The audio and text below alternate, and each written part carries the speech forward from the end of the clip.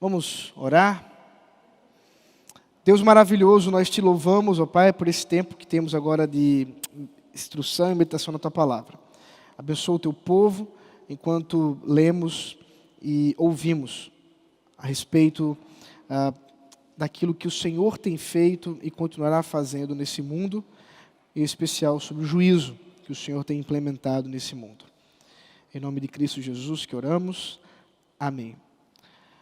Bem, irmãos, nós estamos caminhando aí a passos curtos no livro de Apocalipse. Eu estou meio preocupado. Estou achando que eu vou ter que andar mais rápido para poder encerrar esse ano, que é o meu objetivo, né? Era terminar esse ano. Então, talvez eu tenha que fazer... esticar um pouco mais a exposição. Mas, vamos ver como é que isso se dará. Mas hoje a gente termina o capítulo 15, versículo 5 ao versículo 8 do capítulo 15, que é o final desse capítulo. O versículo 5 do capítulo 15 inicia, né, um novo momento, já falei isso para vocês, e o Bill, ele conclui assim: os juízos das 7 taças. Deus pune os ímpios durante o período entre os adventos e de modo completo no último dia pelo fato de terem perseguido os cristãos e praticado a idolatria.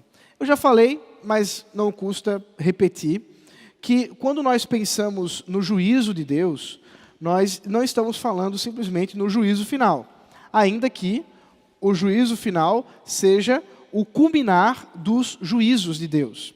Mas desde que o Senhor Jesus Cristo ascendeu aos céus, e é por isso que o Bill está falando, né, de adventos, né, dos adventos. Quais são os adventos? A encarnação, a morte e ressurreição de Cristo e a sua segunda vinda. Então, entre esses momentos, quer dizer, entre a morte e ressurreição e a ascensão de Cristo e a sua segunda vinda, Deus tem derramado juízos parciais sobre o mundo até que Ele finalmente encerre todas as coisas em um juízo final. Então, esse é o aspecto que vamos tratar a partir de hoje até o versículo 16, versículo 21. E de modo mais específico, portanto, o versículo 5 a 8 é a retomada da introdução aos juízos das 7 taças. É uma introdução porque, na verdade, as 7 taças vão ser derramadas no capítulo 16. Então, o capítulo 15 é apenas uma introdução do tema.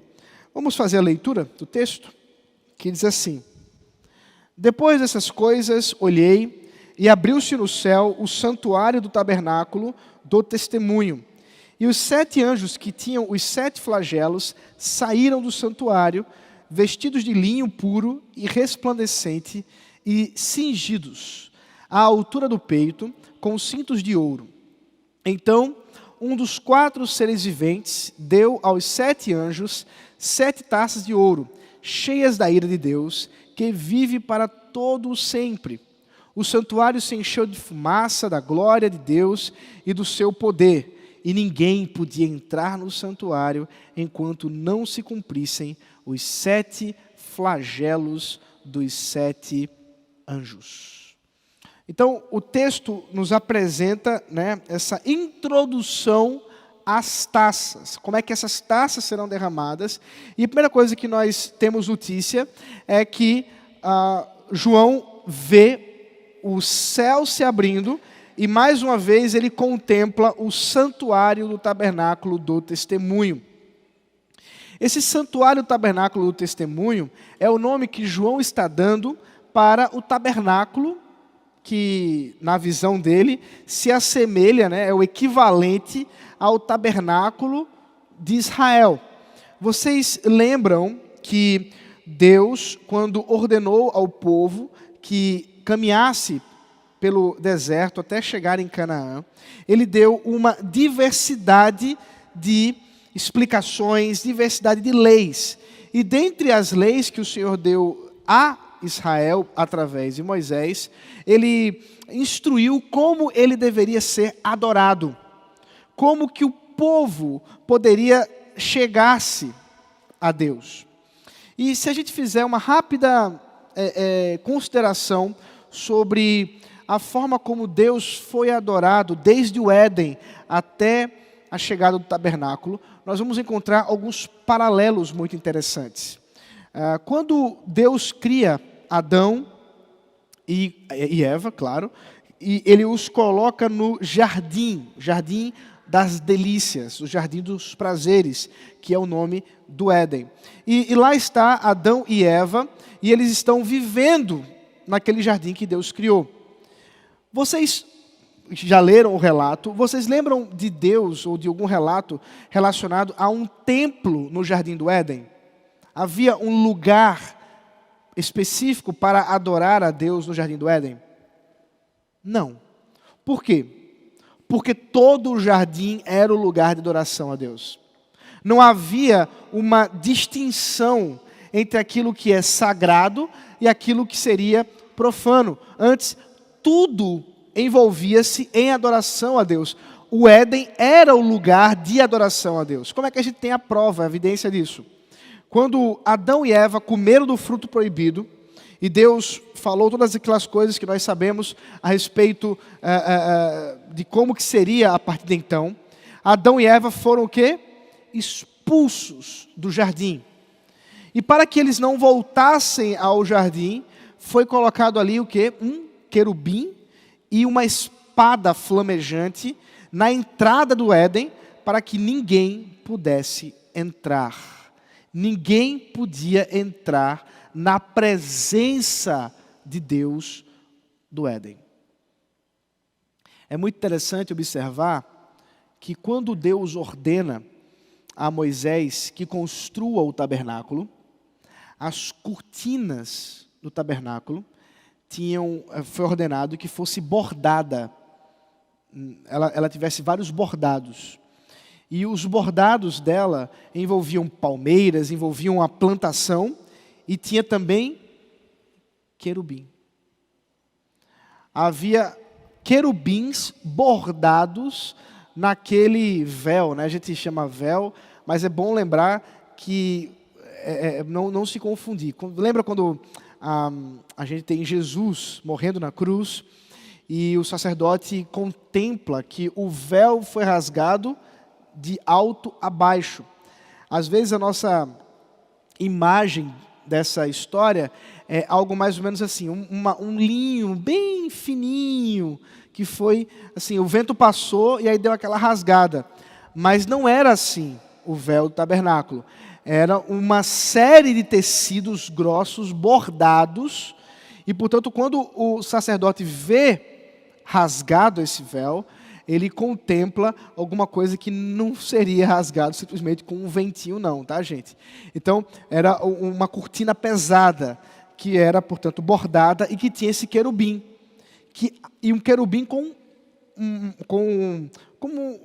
um bordado de um jardim, que obviamente apontava para onde? Para o Éden. E assim como acontecia no Éden, o povo também não podia entrar.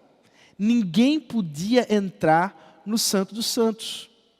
Somente o sumo sacerdote, uma vez por ano, poderia fazer isso. Então, o tabernáculo, ele tinha vários cômodos, né? Vários pedaços, várias partes que tinham seu significado, sua importância. Mas, sem dúvida, o Santo dos Santos era o lugar mais importante do tabernáculo. E lá no meio do Santo dos Santos havia um baú de ouro, né, que foi entalhado de madeira, depois coberto com uma tábua de ouro que se chamava propiciatório. E esse propiciatório fechava esse baú, que dentro dele continha as tábuas do testemunho, as tábuas da lei. Por isso João está chamando de santuário do tabernáculo do testemunho. Que testemunho é esse? O testemunho da lei do Senhor. Porque a lei do Senhor é um testemunho. Mas o que significava o tabernáculo? E tem mais algumas coisas que eu quero falar sobre isso, porque, claro, são pouquíssimas coisas que eu posso mencionar não só por falta de conhecimento, mas por causa de tempo também. Mas estudar o santuário é algo muito curioso. E o local onde o tabernáculo ficava, no acampamento do povo de Israel, era no meio do acampamento, no meio do povo. Já ouviram os salmos que dizem que o Senhor habita no meio do seu povo, no meio dos louvores do seu povo? É exatamente a imagem de um acampamento. Vocês têm que pensar que eram milhares de pessoas acampadas com barracas, divididas por tribos, e no meio estava a barraca mais importante. Isso acontecia em todos os povos. A barraca mais importante era a barraca do rei, porque ele ficava no meio, né, e existe uma explicação até de proteção, porque o rei ele estava, né, arrodeado pelo seu povo, inclusive pelos soldados. No caso do povo de Israel, não havia um rei. Então, quem ficava no meio era o tabernáculo, que era exatamente Deus dizendo: eu estou no meio de vocês. Havia um símbolo relacionado à própria região, ao próprio local em que o tabernáculo era construído. E então, voltando mais um pouco para o tabernáculo, e agora para esse baú chamado Arca da Aliança, essa Arca do Testemunho, ou Arca da Aliança, ela era um baú, como eu disse, e ela tinha querubins que estavam olhando um para o outro. E quando o sumo sacerdote, ele, uma vez por ano, como eu disse, entrava no Santo dos Santos, após ter imolado o cordeiro fora do tabernáculo, o altar ele ficava do lado de fora. E era importante que o altar ficasse do lado de fora por vários motivos higiênicos. Quando um animal, vocês imaginem um açougue, né, a coisa mais próxima do tabernáculo que a gente tem é um açougue. Então você imagina você indo para um açougue e que o açougue é feito de couro. Não é feito de tijolo, é feito de uma barraca, e lá o pessoal está matando o animal, o sangue esparramando para todo lado. Como é que você conseguiria entrar num ambiente desse? Certamente que não. Então, o animal ele era morto, ele era imolado fora do tabernáculo. O altar, inclusive, era fora do tabernáculo, porque, inclusive, as ofertas queimadas eram colocadas no altar e a fumaça subia. E o que o sacerdote fazia? Ele levava consigo uma cumbuca com o sangue do cordeiro que foi imolado e levava incenso, porque a ideia da fumaça que ia com ele. Esse incenso tinha uma função representando o próprio Deus, que recebe com as suas narinas o aroma suave da adoração do povo, o incenso suave, mas eu acredito também que servia para ajudar o povo a continuar presente na adoração. Porque vocês imaginem animais e animais mortos, o quanto que isso deveria ser terrível, em termos de cheiro, em termos de moscas. Então o incenso servia também para isso. Então o sumo sacerdote, ele entrava naquele momento, nesse dia, né, chamado dia da redenção, o Yom Kippur, e ele, com a cumbuca de sangue, ele aspergia esse sangue no Santo dos Santos, e especialmente no meio do propiciatório. Então o propiciatório ficava cheio de sangue, e aqueles querubins, eles estavam não mais olhando para aquilo que estava dentro, que é a lei, mas agora o sangue cobriu a lei, o que apontava exatamente para o Senhor Jesus Cristo cobrindo com o seu sangue o povo.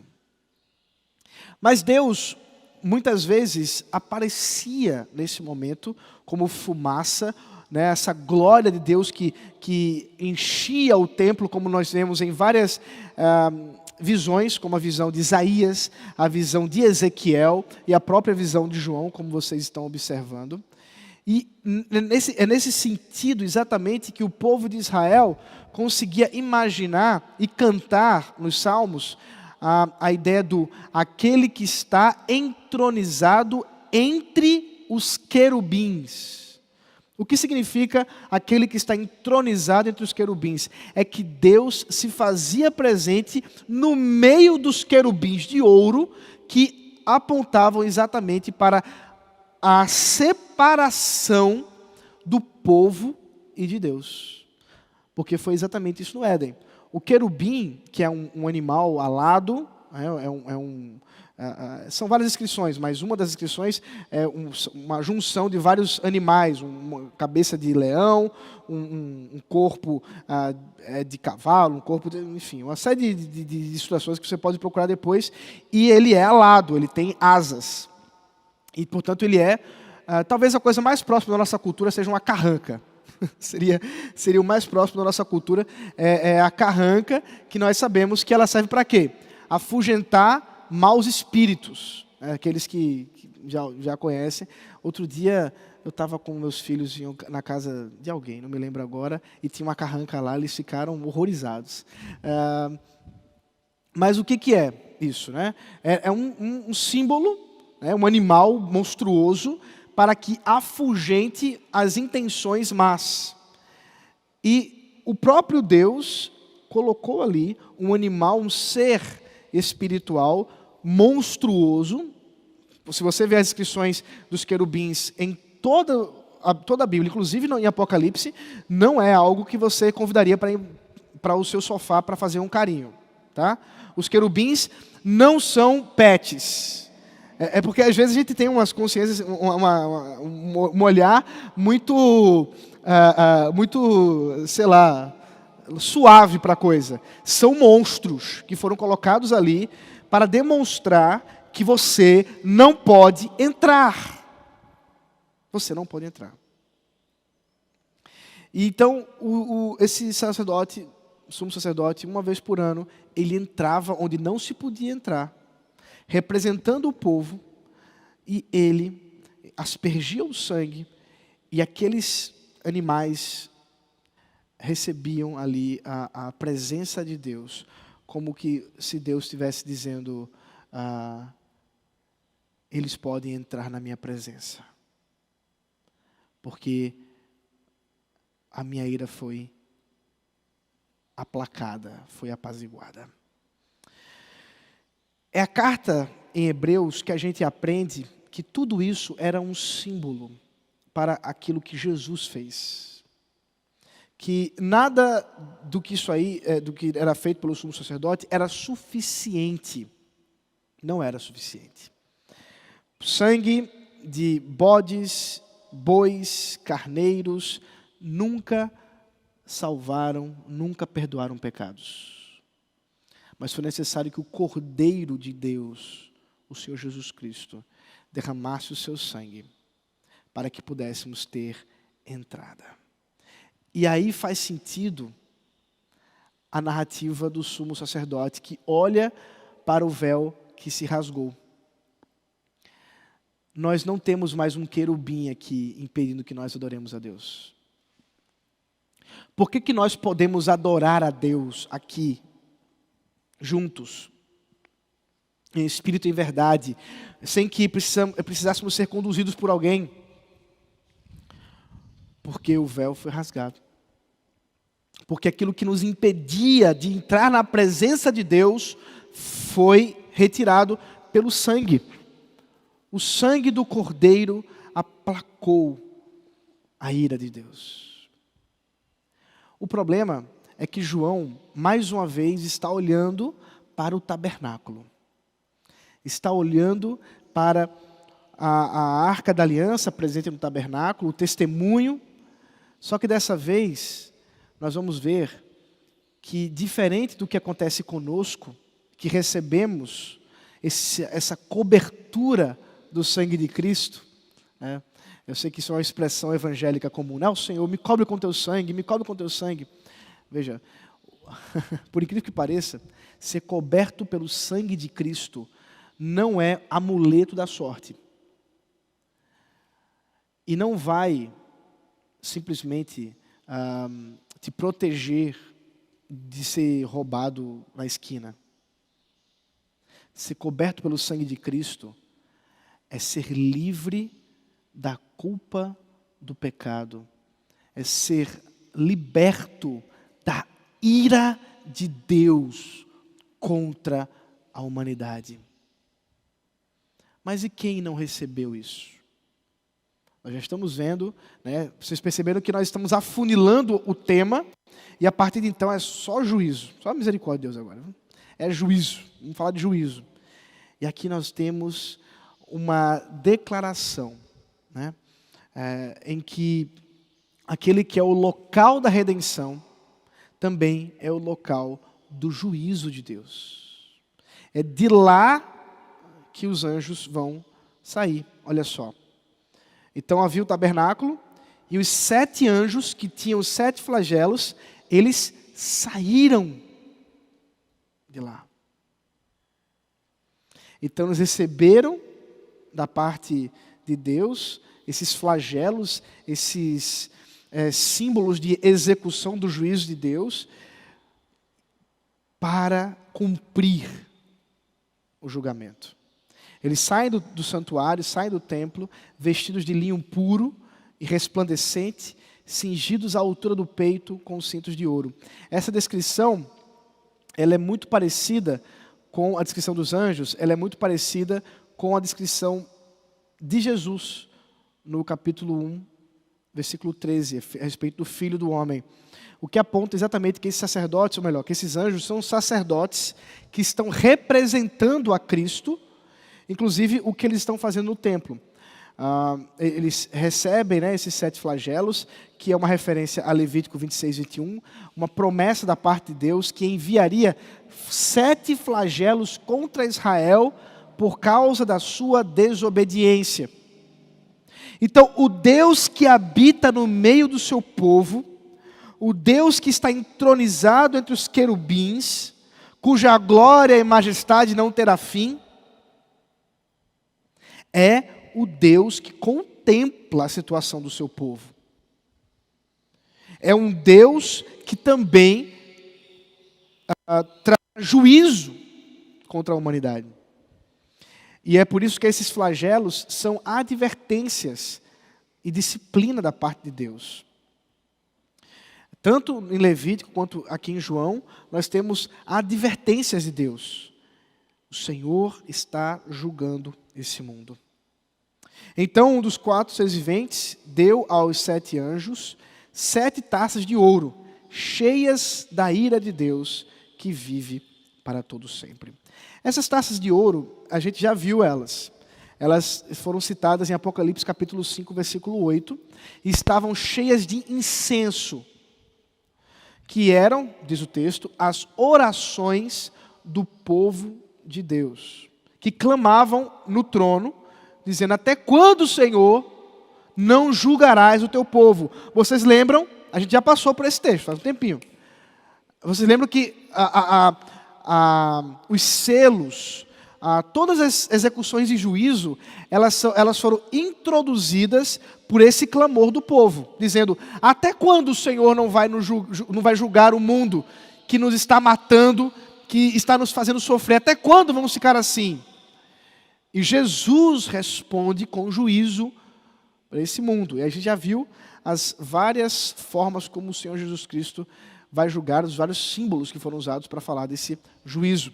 Mas agora, mais uma vez, nós temos um outro elemento de símbolo de juízo, que é dessas taças de ouro.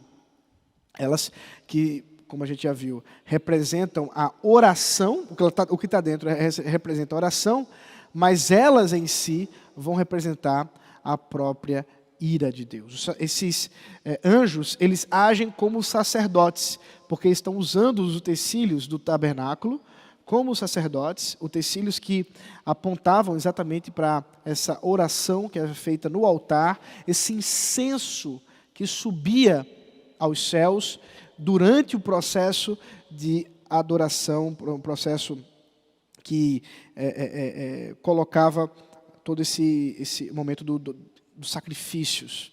E é por isso que você vê, por exemplo, as instruções durante os sacrifícios, havia vários sacrifícios, tá, gente? Não havia um tipo de sacrifício apenas. A depender do tipo de pecado, era feito um tipo de sacrifício, e tinha os sacrifícios, inclusive, aí tinha sacrifícios que envolvia o queimar de toda a carne, tinha sacrifício que envolvia o queimar da gordura do animal, tinha sacrifício que envolvia entregar parte dessa carne para os levitas, e tinha sacrifício que era o churrasco, que era quando o povo reunia, era um sacrifício de comunhão. Muito interessante isso. O povo se reunia, a carne assava e eles comiam a carne.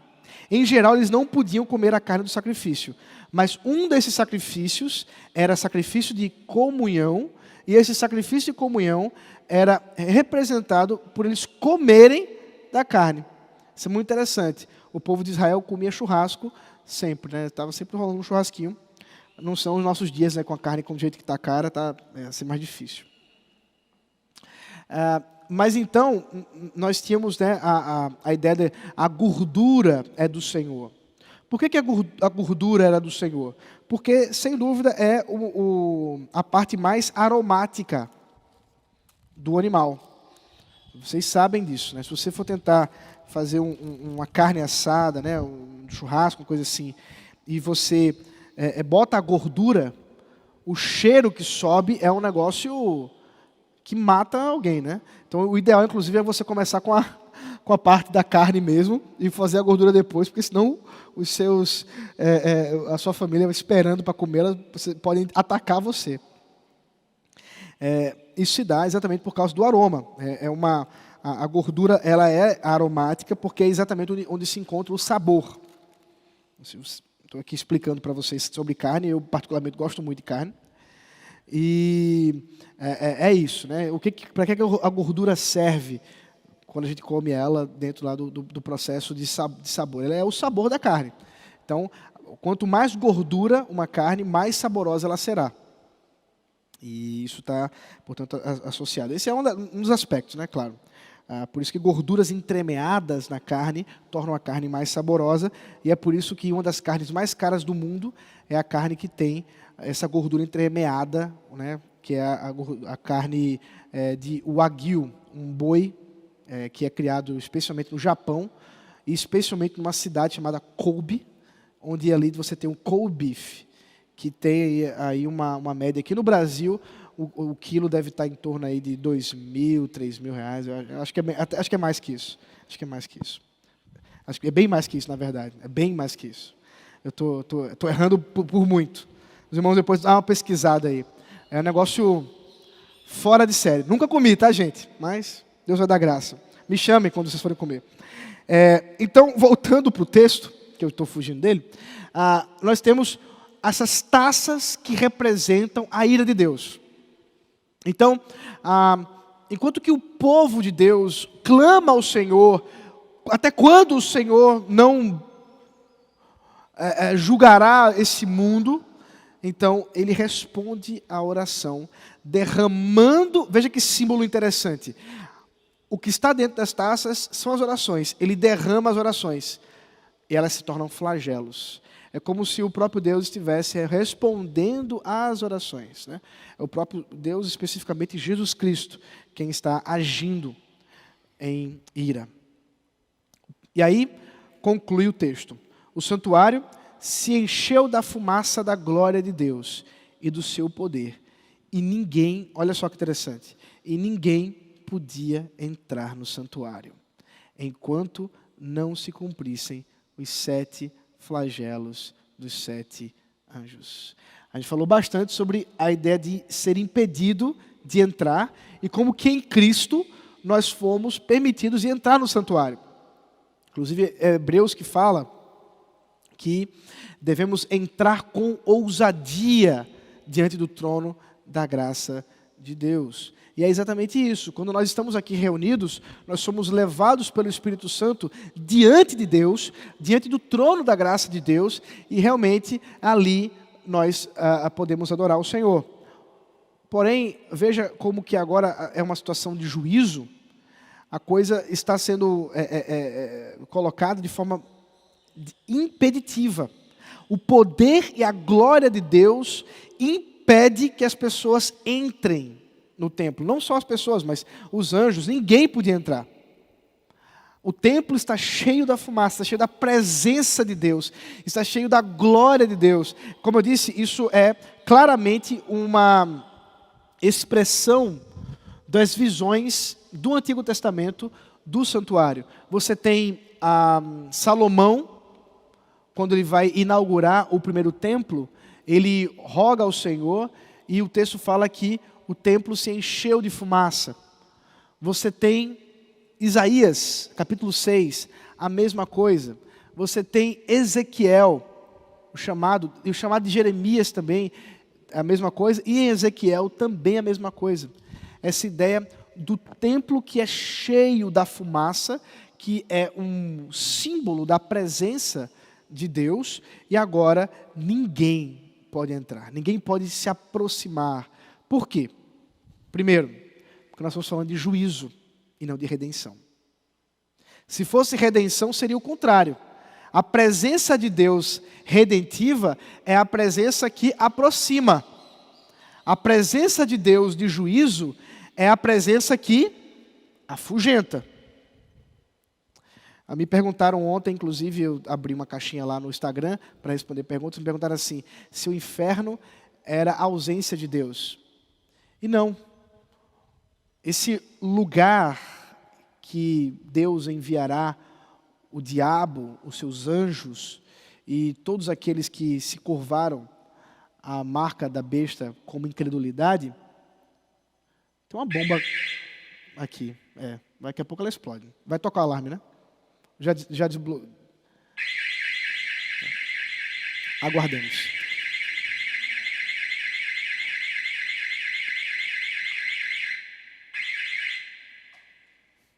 Obrigado, diácono Rominho. Então, irmãos, voltando aqui, o horário está tocando para vocês irem para o recreio. Então, você tem o inferno, esse lugar que Deus enviará o diabo e seus anjos e aqueles que se curvaram diante da incredulidade. E eu estou falando, isso ainda vai acontecer. Em que sentido? Porque o juízo final ainda vai acontecer. Então Deus ainda vai fazer esse grande finale de enviar o diabo e seus anjos para o inferno. Ué, o diabo não está no inferno, pastor? Meu irmão, você estava acreditando até hoje que o diabo era o rei do inferno? O inferno foi feito para que o diabo condenado ao inferno, e não para reinar no inferno. O inferno não é um lugar de reinado, de autoridade do diabo. Pelo contrário, quem é que reina no inferno, gente? Quem é o rei do inferno? É Jesus, é Deus. O Senhor Jesus Cristo é o rei do inferno. E Ele está presente em todos os lugares. Só que a sua presença se faz no inferno através de juízo, de ira. Não há presença redentiva, não há presença graciosa. E é por isso que o inferno é um lugar terrível. Porque é o lugar onde não há graça. Não há graça, não há misericórdia, só há juízo. Nesse sentido, portanto, a glória de Deus, ela é incomparável. Ninguém pode entrar no santuário porque ninguém pode se comparar a Deus. Aqui nós encontramos uma doutrina fundamental das Escrituras, que é a distinção entre Criador e criatura. Como Deus é totalmente outro. O Deus criador dos céus e da terra não se equipara em nada da criação, nem mesmo dos anjos. Não existe nada nesse mundo que se compare ao nosso Deus. Nada, nada, nada, nada. Por isso ninguém pode se aproximar dele. Ninguém pode chegar até ele. Ninguém pode deter a sua mão. Porque o seu juízo já foi instaurado. Como eu disse a vocês, esse é o momento de introdução. Dá mais uma fase dos sinais de juízo que João vê. Mas o que nós sabemos, irmãos, através inclusive dos outros relatos que já vimos em João, é que o Senhor Jesus Cristo já instaurou o juízo. Nós já estamos vivendo em um mundo julgado por Deus, julgado por Cristo. esse mundo, essa Babilônia que nós habitamos, está sendo julgado. Mas há esperança, é claro. Porque se a advertência foi dada, é porque nós podemos ainda nos arrepender. Nós podemos ainda clamar ao Senhor para que Ele perdoe nossa caminhada, perdoe nossos pecados. Por isso que é urgente que nós preguemos o Evangelho. Declaremos a glória do Senhor. Aquele que habita no meio dos querubins. Aquele que habita no meio do seu povo. Sabe o que é maravilhoso? Para concluir, é que essa descrição do santuário, que não faz sentido muito para a gente, porque a gente não adora a Deus no santuário. Nós somos o santuário de Deus. A igreja aqui reunida, quando adora o Senhor, é o santuário. Não importa onde nós estejamos reunidos, pode ser debaixo de uma mangueira, pode ser um prédio que tem uma arquitetura chamada de templo, ainda que não seja o templo. Não importa. O que importa é quando o povo de Deus está ali reunido. Por quê? Porque quando o povo de Deus está reunido, Deus habita no meio do seu povo. Deus habita no meio do seu povo. Deus habita no meio do seu povo. Essa é a nossa esperança. É que Ele nos permitiu entrar. Ele nos permitiu chegar-se a Ele. E nós podemos fazer isso. Nós podemos adorá-lo. Nós podemos relacionar com Ele segundo a sua santa vontade. Perceba, portanto, como o livro de Apocalipse está tão associado a questões de adoração, né, gente? É toda hora falando de adoração. Mesmo quando fala de juízo, tem a ver com adoração. Enquanto nós somos chamados a refletir sobre as questões nossas, enquanto adoramos ao nosso Deus, enquanto declaramos realmente que Ele está no meio de nós. Ele que habita no meio do seu povo, porque Ele nos convoca para adorá-lo. Mas aqueles que não fazem isso, recebam a advertência. O Senhor está voltando. O juízo de Deus não tarda. Na verdade, Deus já está julgando esse povo. Não se enganem. Não se enganem. Vamos orar? Eu abro para perguntas.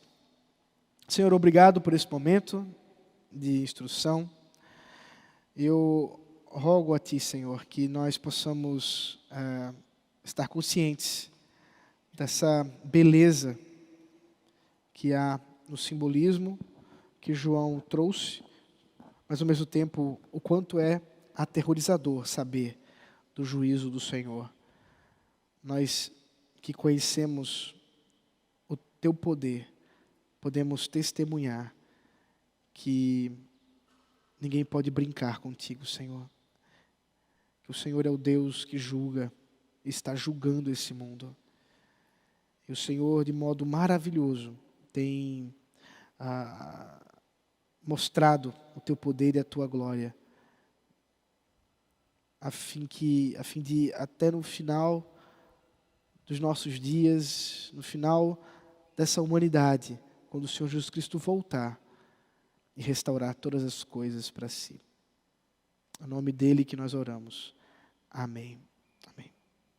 Nós temos perguntas. Alguém quer fazer algum comentário? Perguntas aqui no nosso plenário. Levante uma de suas mãos e a gente leva o microfone. Acho que não temos perguntas. Alguém? Não? Não há perguntas no formulário também. Irmãos, eu quero agradecer a vocês pelo tempo. Eu disse que não ia demorar muito, mas que o Senhor os abençoe. Uma boa semana para aqueles que eu não vou encontrar hoje à noite.